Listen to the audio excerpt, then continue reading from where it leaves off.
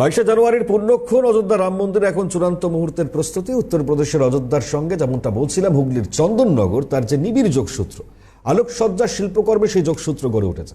150 জন শ্রমিক জানিয়ে গত সপ্তাহে অযোধ্যার উদ্দেশ্যে রওনা দিয়েছেন আলোকশিল্পী মনোজ সাহা। 15 জানুয়ারি থেকে কাজ শুরু হবে। চলুন পরিচয় করানো যাক।